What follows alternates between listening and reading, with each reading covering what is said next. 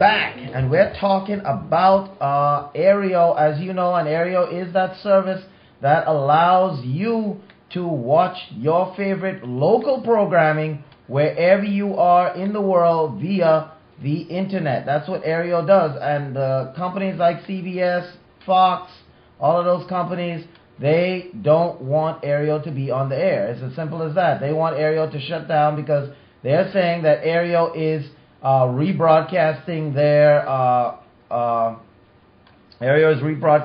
channels, and they're saying that that's illegal. But the courts have refused to rehear those cases, citing that Aereo is fine. Aereo is doing what they need to do, and the courts are not hearing it. Now, according to a report by gigaown, because that's the company that the publication that first broke this story. According to a report by gigaown, the Second Circuit Court of Appeals refused broadcasters' petition for an appeal of an earlier ruling that says Aereo is legal. The service will thus stream in on New York for the foreseeable future. Now, Aereo, the startup that streams live TV and to mobile devices for $8 a month, and they're only in a couple of markets right now, New York being one of them. They can stream in New York for the foreseeable future after the appeal court refused to revisit its earlier 2-1 decision that declared Aereo is a legal service. Now, in a decision issued earlier this week, the U.S. Court of Appeals for the Second Circuit refused a request brought by CBS and other major broadcasters because they were being sued by CBS, NBC, ABC, and Fox. So CBS and other major broadcasters to rehear the appeal before a full panel of judges. The majority opinion simply stated that a poll of judges revealed that a majority of judges did not wish to rehear the matter, and that was the end of it. In an unusual dissent, however, Judge Denny Chin declared Aereo to be a sham and warned that it was harming the television industry. The nearly 30-page dissent followed Chin's earlier objections, which he set out in the second's earlier ruling upholding the case. He added, "Indeed, the hardware and technology in Cablevision and the antennas and wiring at issue here are fast becoming obsolete in this era of cloud and wireless technology. Courts should follow Congress's lead and resist the urge to look under the hood at how these processes technically work." Now, Chin's decision to pile onto his earlier dissent is likely a strategic effort to supply the broadcasters with more ammunition if the case reaches Supreme Court, a distinct possibility given that a California judge shut down a service similar to Aereo in most of the western United States. The legal fight also moved to Boston last week. You can see that CBS is following Aereo wherever they go. Now, remember, Aereo is only in a couple of markets for right now. Boston is one, New York is one, and Aereo has said that they plan to open up as many markets as they can get into. And remember, CBS also said that they're going to continue to sue Aereo in every market they enter. So CBS has said that if Aereo goes to wherever they go to, whether it be California or Nebraska, wherever they go, CBS says, we're not only going to follow you, but we're going to sue you as well. So the court has upheld Aereo's earlier ruling for Aereo that Aereo is a legal service. And this is where one of the judges saying that in this era of cloud computing, the way cable companies are doing their business is becoming obsolete. That definitely is true. The way people consume media now is, it's changing. Millions of households have Roku. Millions of households have access to Google TV. Millions of households have Xbox 360s, and so they have Hulu Plus. They have Netflix, and so they're streaming a lot of their content online. A lot of people are doing that now, and the cord cutter generation, the cord cutter era, is fast becoming very, very popular, as well as very, very crowded. And a lot of cable companies are realizing that people are not watching, they're not watching content the way they used to.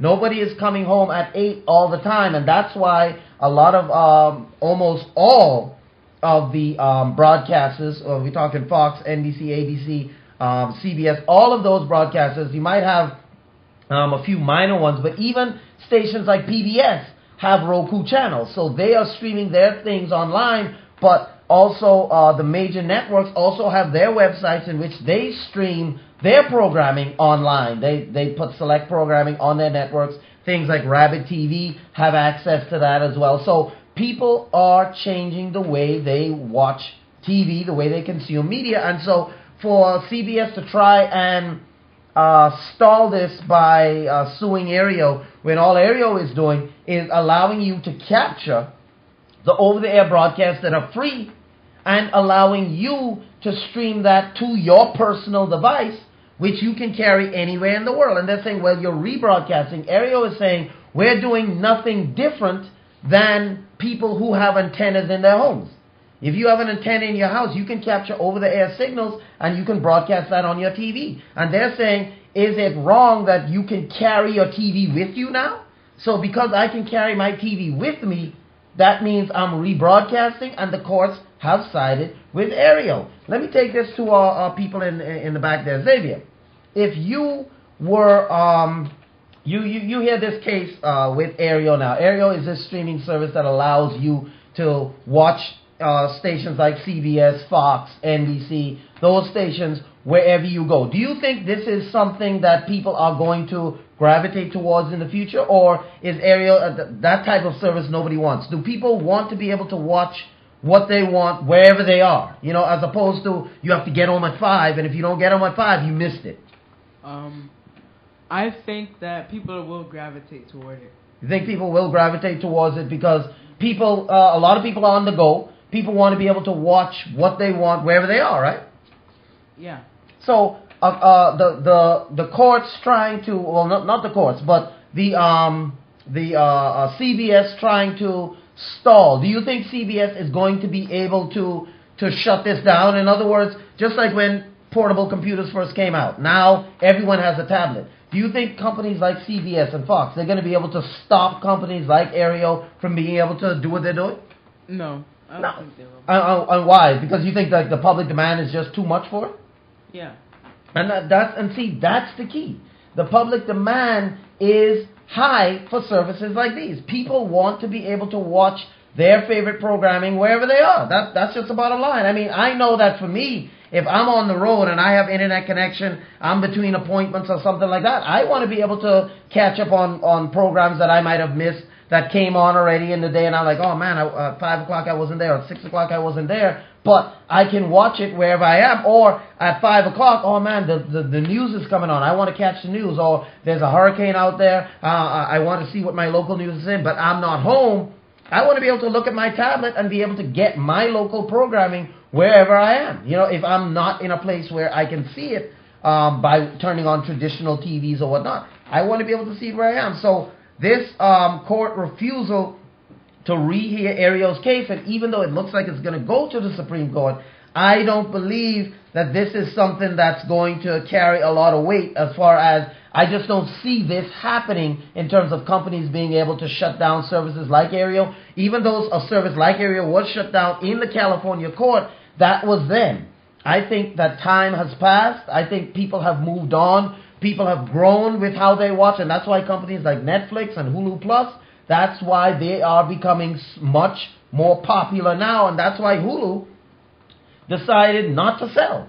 Because remember, last week we reported that there were 3 companies still in the running to buy Hulu, and Hulu earlier this week said they are going to stay put. They're not going to sell to anyone, and I really don't think Hulu was going to sell, but the reason why it made us nervous here at Tech Pulse for Hulu to be bought by a Time Warner or bought by DirecTV is because if Hulu is bought by those companies, yes, their content library would increase.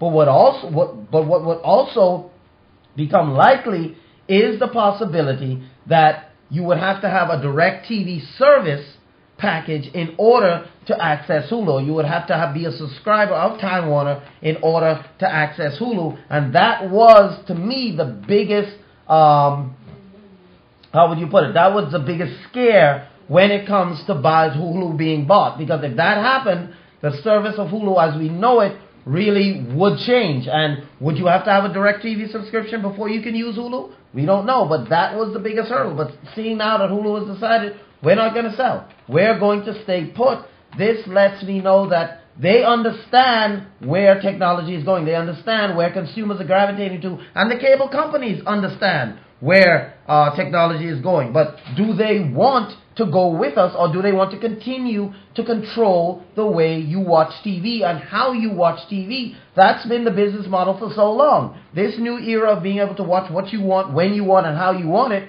on what device is new.